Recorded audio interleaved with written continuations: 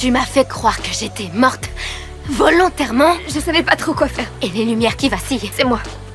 Des fois j'arrive à les contrôler, mais pas tout le temps. J'avais peur que si ta meilleure amie se faisait écraser par un élan le jour où tu décidais enfin de prendre des risques, t'oserais plus jamais rien faire et j'avais pas envie que tu restes Hélène Key toute ta vie. Tu préférais que je vive en pensant que j'étais un fantôme? Face à la colère d'Erika. Gia baisse les yeux et essaie d'expliquer ce qui s'est passé, mais Erika refuse de l'écouter. Elle continue de lui demander des explications. Quand je t'ai vu t'assumer et profiter de la vie à fond, j'avais pas envie que tu t'arrêtes en si bon chemin et visiblement ça a marché, j'avais pas tort, alors après je pouvais plus rien te dire. Oh, mais c'est encore... Mais Erika ne croit absolument pas à ses paroles. Elle accuse Gia d'avoir tout gâché, et cette accusation finit par la mettre hors d'elle. Que je suis pas capable de vivre ma vie sans ta présence. Eh ben tu vas voir.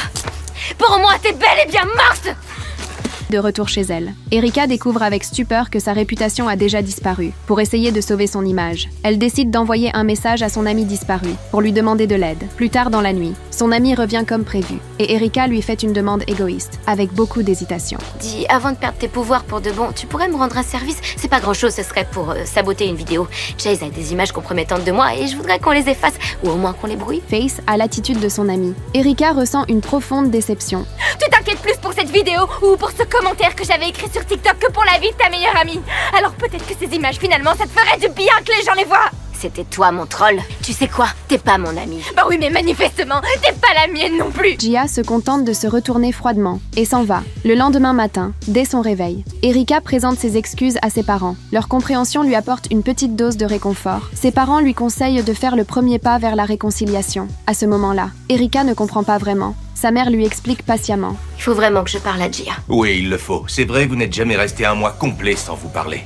Un mois? Quand est-ce que Gia vous a écrit qu'on s'était brouillé? Après la fête? Quelle fête? Après avoir réalisé son erreur, Erika retrouve l'ancien petit ami de Gia. Ensemble, ils parlent du dernier souhait de son ami. Après avoir analysé la situation, Erika se souvient enfin du plus grand rêve que Gia avait de son vivant. Le bal de promo?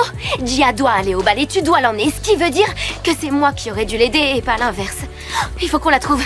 Et je vais envoyer Brad à la chasse aux colombes. Le soir du bal, Erika porte une robe rouge et reste seule assise à une table, quand soudain, une silhouette familière apparaît devant elle.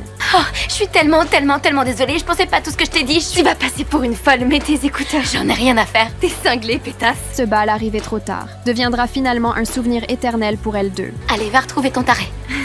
Ok.